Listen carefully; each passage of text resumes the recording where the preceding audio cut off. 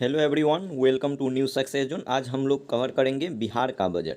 बिहार का बजट जो है यह 68 बीपीएससी की दृष्टि से काफ़ी महत्वपूर्ण है। सबसे पहले हम लोग बात करेंगे कि बिहार बजट 2022-23 जो था, इसमें कुल कितनी राशि आवंटित की गई थी। तो इसके अंतर्गत 2,37,691.19 करोड़ राशि आवंटित की गई थी। कितना किया गया? 2,37,691.19 करोड़ रुपया। उसके बाद हम लोग बात करेंगे कि पिछले बार से कितना ज़्यादा राशि आवंटित की गई। तो पिछले बार से यह 19,000 करोड़ की राशि ज़्यादा आवंटित की गई। याद रखेंगे कितना ज़्यादा? तो 19,000 करोड़ ज़्यादा पिछले बार से इस बार ज़्यादा आवंटित की गई है। उसके बाद हम लोग देखेंगे जो बिहार बजट है ये कितने बिंदुओं पर आधारित है। तो ये कुल 6 बिंदुओं पर आधारित है। ये 6 बिंदु इस प्रकार है। तो पहला है स्वास्थ्य। पहले हम लोग देखेंगे किस किस पर आधारित है। तो पहला है स्वास्थ्य क्षेत्र, उसके बाद दूसरा हो जाएगा शिक्षा, तीसरा हो जाएगा उद्योग क्षेत्र, चौथा हो जाएगा कृषि के क्षेत्र में, पांचवा देखेंगे, पांचवा है बुनियादी ढांचा जिसमें ग्रामीण और शहरी दोनों को शामिल किया गया है, और छठा है विभिन्न वर्गों का कल्याण। तो आप लोग इसे याद रखेंगे। 6 बिंदु कौन कौन है? स्वास्थ्य है, शिक्षा, उद्योग, कृषि, पांचवा है बुनियादी ढांचा जिसमें ग्रामीण और शहरीकरण दोनों को शामिल किया गया है, और छठा है विभिन्न वर्गों का कल्याण। अब देखेंगे इस क्षेत्र में कितनी कितनी राशि आवंटित की गई है। तो सबसे पहले देखेंगे स्वास्थ्य पर। स्वास्थ्य पर राशि आवंटित की गई है 16,134 करोड़। कितना किया गया है? 16,134 करोड़, जो कितना प्रतिशत है? तो 7.2% है। उसके बाद हम लोग देखेंगे शिक्षा। शिक्षा पे सबसे ज़्यादा राशि आवंटित की गई है। कितना? सर्वाधिक पूछा जाए कि जो 6 बिंदु हैं इनमें से सबसे ज़्यादा किस पर आवंटित की गई है, तो ये शिक्षा पर आवंटित की गई है। कितना परसेंटेज की बात करेंगे तो 16.5%। वही राशि की बात करेंगे तो 39,191 करोड़ रुपये। ठीक है, 39,191 करोड़ रुपया शिक्षा के क्षेत्र में आवंटित की गई है, और ये परसेंटेज पूछा जाए तो कितना हो जाएगा? 16.5%। उसके बाद देखेंगे तीसरा कौन है? तो तीसरा है उद्योग। उद्योग में कितनी राशि आवंटित की जाएगी? तो ये राशि है 1643 करोड़ रुपया, 1643 करोड़ रुपया। उसके बाद आएंगे कृषि। सबसे कम राशि आवंटित की गई है कृषि के लिए। तो कृषि हो जाएगा 3.5%। 3.5% राशि कृषि पर आवंटित की गई है, जो सबसे कम है। कितना करोड़ है? तो 7,712 करोड़ रुपया, यानी कि 7,712 करोड़ रुपया कृषि पर आवंटित की गई है, जो सबसे कम है। सर्वाधिक पूछा जाए तो शिक्षा पे 16.5% और कृषि पर हो जाएगा 3.5%। नेक्स्ट देखेंगे पाँचवा। तो पाँचवा है बुनियादी ढांचा। बुनियादी ढांचा आप लोग को बताए थे कि ग्रामीण और शहरी इसमें दोनों को शामिल किया गया है। ग्रामीण के क्षेत्र में कितना है? तो 10.6% आवंटित किया गया है। बुनियादी ढांचा में कुल पैसा की बात करेंगे तो 29,749 करोड़ को आवंटित किया गया है। नेक्स्ट, और ये छठा है विभिन्न वर्गों का कल्याण। विभिन्न वर्गों के कल्याण के लिए 12,375 करोड़ रुपया आवंटित की गई है। कितना किया गया है? 12,375 करोड़ रुपया आवंटित किया गया है। नेक्स्ट देखेंगे सबसे बड़ा स्रोत की बात करेंगे तो ये हो जाएगा जीएसटी। सबसे बड़ा स्रोत पूछा जाए कौन सा रहा? तो एसजीएसटी रहा। कौन सा? एसजीएसटी। कितना करोड़? तो 24,721 करोड़। आप लोग डेटा याद रखेंगे क्योंकि यह डेटा ही पूछा जाता है। नेक्स्ट देखेंगे सभी राज्यों के द्वारा औसत आवंटन से कम व्यय कितना है? तो ये कम व्यय किस पे रखा गया है? तो ये सड़क पुल एवं कृषि पे रखा गया। सड़क और पुल की बात करेंगे तो 3.8%। वही कृषि में सबसे कम रखा गया। कितना? तो 3.5%। नेक्स्ट देखेंगे हर घर नल का जल। हर घर नल का जल, इसके लिए 1110 करोड़ रुपये आवंटित की गई है। हर घर नल का जल, इसके लिए 1110 करोड़ रुपये आवंटित की गई है। नेक्स्ट है, अब हम लोग देखेंगे बिहार बजट जो 2022-23 आया था, इसके अनुसार बिहार बजट 2022-23 इसके अनुसार कुल व्यय का कितना प्रतिशत? 67% जो भाग है वह बिहार राज्य के द्वारा विभिन्न क्षेत्रों के लिए आवंटित किया गया है, जिसका विवरण इस प्रकार है। और ये जो जितने भी राशि है करोड़ रुपये में दिया गया है। तो पहले आप लोग याद रखेंगे जो बिहार बजट 22-23 के अनुसार कुल व्यय का 67% बिहार राज्य के द्वारा विभिन्न क्षेत्रों के लिए आवंटित किया गया, जो इस प्रकार है। आप लोग ध्यान से देखेंगे, यहीं से प्रश्न पूछे जाते हैं। तो पहला है मुख्यमंत्री वृद्धजन पेंशन योजना। मुख्यमंत्री वृद्धजन पेंशन योजना के लिए 810 करोड़ राशि आवंटित की गई है। नेक्स्ट देखेंगे छात्राओं को सीनियर सेकेंडरी के लिए कितनी राशि आवंटित की गई है? तो 400 करोड़ रुपये आवंटित की गई है। 400 करोड़ रुपये हो जाएगा छात्रा को सीनियर सेकेंडरी में पढ़ने के लिए। उसके बाद देखेंगे मध्याह्न भोजन जो होता है स्कूल में, उस योजना के तहत कितना करोड़? तो 300 करोड़ रुपया मध्याह्न भोजन योजना के लिए किया गया। उसके बाद देखेंगे मनरेगा के लिए 2500 करोड़ रुपये की राशि आवंटित किया गया। मनरेगा के लिए 2500 करोड़ रुपये राशि आवंटित की गई है। वही बात करेंगे पीएमजीएसवाई के द्वारा कितनी राशि आवंटित की गई? तो 5014 करोड़ रुपया राशि आवंटित की गई है।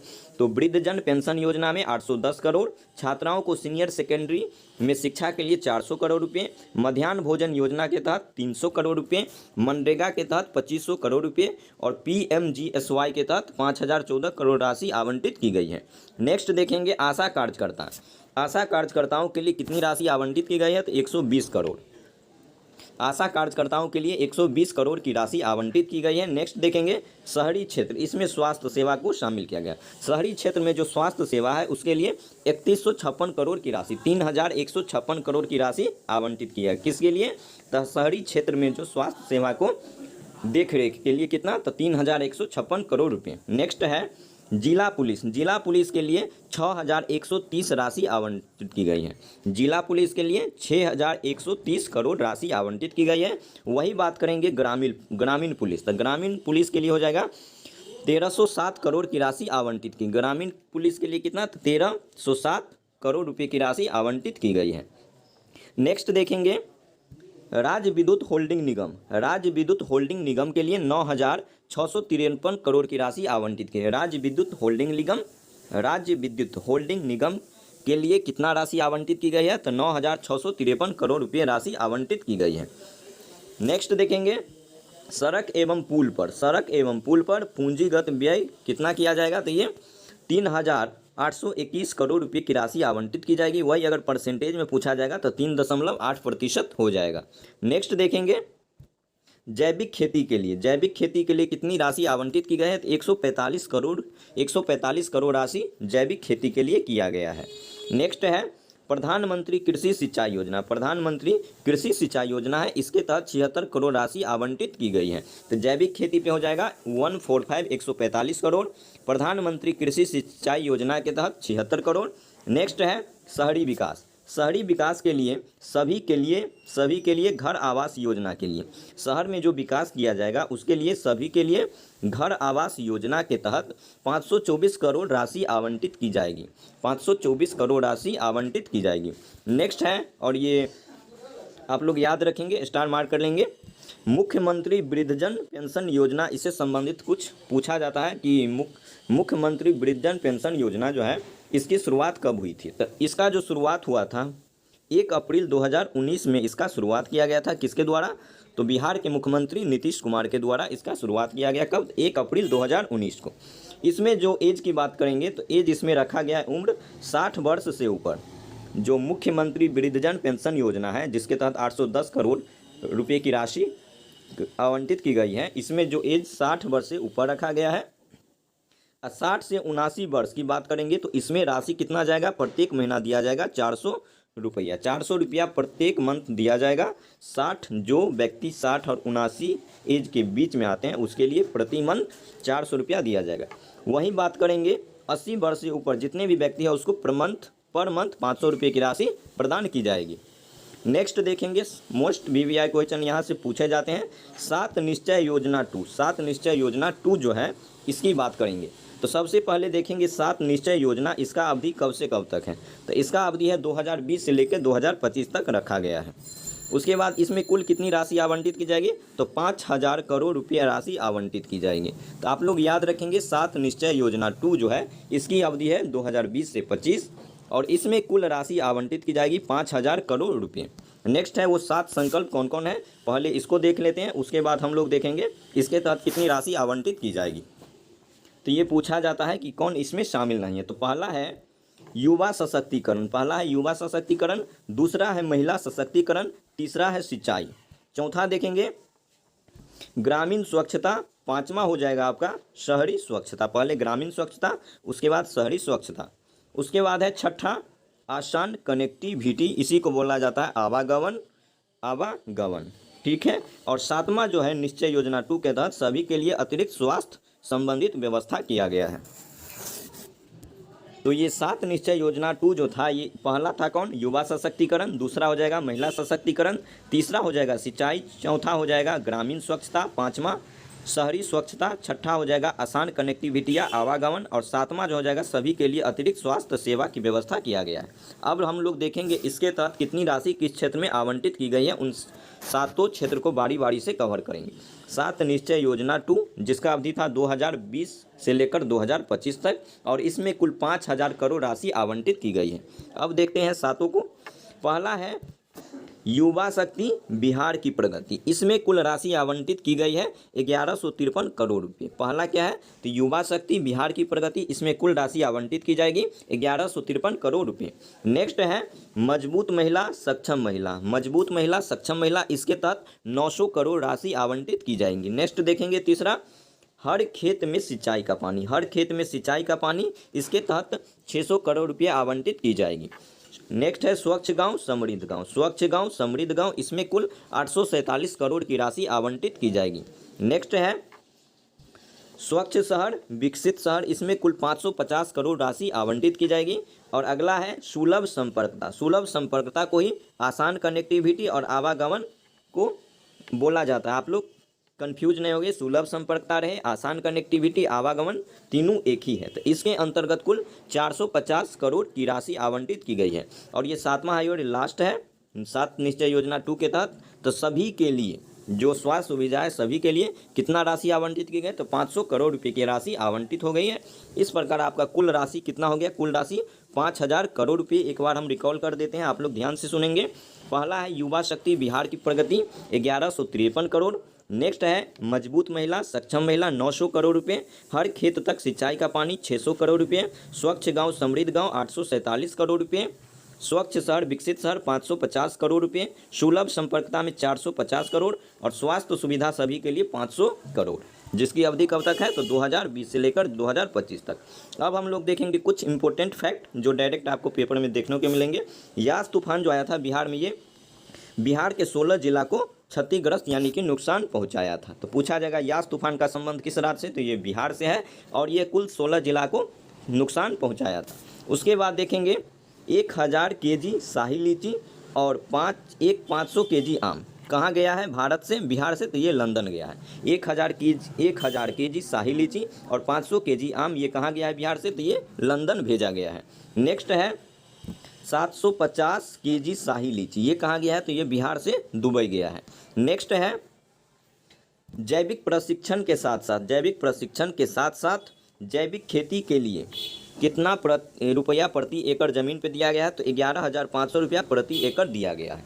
जैविक खेती के लिए वैसे हो जाएगा 145 करोड़ राशि आवंटित की गई है, लेकिन जैविक प्रशिक्षण के साथ साथ जैविक खेती के लिए 11,500 रुपया प्रति एकड़ आवंटित की जाएगी। नेक्स्ट है बिहार का विकास दर कितना है, तो बिहार का जो विकास दर है 9.7% है। वहीं भारत की बात करेंगे तो भारत का जो विकास दर है 9.2% है। तो बिहार का विकास दर क्या है, तो 9.7% है। वहीं इंडिया की बात करेंगे तो इंडिया का उसके 0.5 कम है बिहार से, तो 9.2% इंडिया का विकास दर है। नेक्स्ट देखेंगे राजस्व व्यय, राजस्व व्यय यह कितना प्रतिशत है, तो इसका बात करेंगे 80.76%, और राशि की बात की जाएगी तो ये कितना हो जाएगा, वही राशि की बात करेंगे तो कितना हो जाएगा 1,96,705 करोड़ रुपये, 1,96,705 करोड़ रुपये किसके लिए, तो राजस्व व्यय के लिए। लेकिन आप लोग को याद रखना है परसेंटेज जो पूछा जाता है कितना हो जाएगा, तो 80.76% हो जाएगा। नेक्स्ट है पूंजीगत व्यय की बात करेंगे तो ये हो जाएगा 19.24%। राजस्व व्यय कितना दिया गया, तो राजस्व व्यय हो जाएगा 0.64%, 0.64% हो जाएगा राजस्व बजट। वही बात करेंगे राजकोषीय घाटा की, तो राजकोषीय घाटा हो जाएगा 3.47%, कितना हो जाएगा 3.47%। उसके बाद इसमें राशि की बात करेंगे राजकोषीय घाटा की, तो ये कितना हो जाएगा, तो ये राशि हो जाएगा 25,885 करोड़ रुपये, 25,885 करोड़ रुपये। आप लोग को याद रखना है परसेंटेज 3.47। नेक्स्ट देखेंगे नेक्स्ट देखेंगे, इंदिरा गांधी आवास योजना के तहत कुल राशि 8,689 करोड़ आवंटित की गई है। उसके बाद देखेंगे स्मार्ट सिटी। स्मार्ट सिटी के लिए 620 करोड़ रुपए की राशि आवंटित की गई है। स्मार्ट सिटी में बिहार की बात करेंगे तो मुजफ्फरपुर, भागलपुर, बिहार शरीफ और पटना को शामिल किया गया है। और राशि कितना आवंटित की जाएगी तो 620 करोड़ रुपये की राशि आवंटित की जाएगी। नेक्स्ट है, स्टूडेंट क्रेडिट कार्ड योजना के तहत कुल राशि 700 करोड़ रुपये आवंटित की जाएगी। स्टूडेंट क्रेडिट कार्ड योजना के तहत 700 करोड़ रुपये की राशि आवंटित की जाएगी। नेक्स्ट है, चौवन बाजार प्रांगणों का विकास ऋण प्रदान किया जाए कितना, तो ये नाबार्ड के द्वारा प्रदान किया जाएगा। 54 बाजार प्रांगणों का विकास ऋण प्रदान किया जाएगा किस संस्था के द्वारा, तो ये नाबार्ड के द्वारा प्रदान किया जाएगा। आप लोग को बता दें कि नाबार्ड का जो स्थापना हुआ 12 जुलाई 1982 को हुआ था। शिवरमन समिति के सिफारिश पर इसका स्थापना किया गया था। नेक्स्ट है, केंद्रीय करों में राज्य के हिस्से के रूप में प्राप्त संसाधन राजस्व प्राप्तियों का कितना प्रतिशत है, तो 46% है, तथा राजस्व प्राप्तियों का 29% अनुदान होगा। तो कितना हो जाएगा, केंद्रीय करों में राज्य के हिस्सों के रूप में प्राप्त संसाधन राजस्व प्राप्तियों का 46%, वही राजस्व प्राप्तियों का कितना हो जाएगा, 29% अनुदान के रूप में दिया जाएगा। नेक्स्ट देखेंगे, राज्य के द्वारा अपने स्वयं के संसाधन के माध्यम से कितना प्रतिशत, तो 24% जुटाए जाएंगे, जबकि 76% केंद्र सरकार के द्वारा दिया जाएगा। तो राज्य द्वारा अपने स्वयं के संसाधन के माध्यम से 24% जुटाए जाएंगे, जबकि केंद्र से कितने जुटाए जाएंगे, तो केंद्र से 76%। नेक्स्ट है, ये सभी इंपॉर्टेंट फैक्ट है, आप लोग याद रखेंगे। विकासात्मक व्यय, ये डायरेक्ट पूछा जाएगा कि विकासात्मक व्यय जो है कुल व्यय का कितना प्रतिशत है। ये कुल व्यय का 67.37% है, 67.37% है कौन, तो विकासात्मक व्यय कुल व्यय का। नेक्स्ट अगर पूछा जाएगा कि गैर विकासात्मक व्यय कुल व्यय का कितना प्रतिशत है, तो ये है 32.63%, 32.63%। नेक्स्ट देखेंगे, अगला है, अपने स्वयं के स्रोतों से गैर कर राजस्व के रूप में कुल राजस्व प्राप्ति कितना है, तो ये है 6135.62 करोड़ रुपए। कितना है, 6135.62 करोड़ राशि। नेक्स्ट है, बिहार का सकल राज घरेलू उत्पाद कितना प्रतिशत, बिहार का सकल राज घरेलू उत्पाद कितना, इसके लिए कितनी राशि आवंटित की जाएगी, तो 745.310 हजार करोड़ रुपये। बिहार का सकल राज घरेलू उत्पाद के लिए राशि आवंटित की जाएगी 745.310 हजार करोड़ रुपये। नेक्स्ट है, मार्च 2023 के अंत तक जीएसडीपी का कितना प्रतिशत बकाया देनदारी का अनुमान लगाया गया है, तो ये हो जाएगा 38.66%। मार्च 2023 के अंत तक जीएसडीपी का कितना प्रतिशत बकाया देनदारी का अनुमान है, तो ये 38.66%। 2022-23 के अनुमानित व्यय में 2021-22 के अनुमानित व्यय में 2021-22 के संशोधित व्यय अनुमान से कितने की कमी आई है, तो ये आई है 9% की कमी आई है। 2022-23 के अनुमानित व्यय में 2021-22 की तुलना में संशोधित व्यय अनुमान से कितने की कमी आई है, तो टोटल 9% की कमी देखी गई। कितना, 9% की कमी देखी गई है।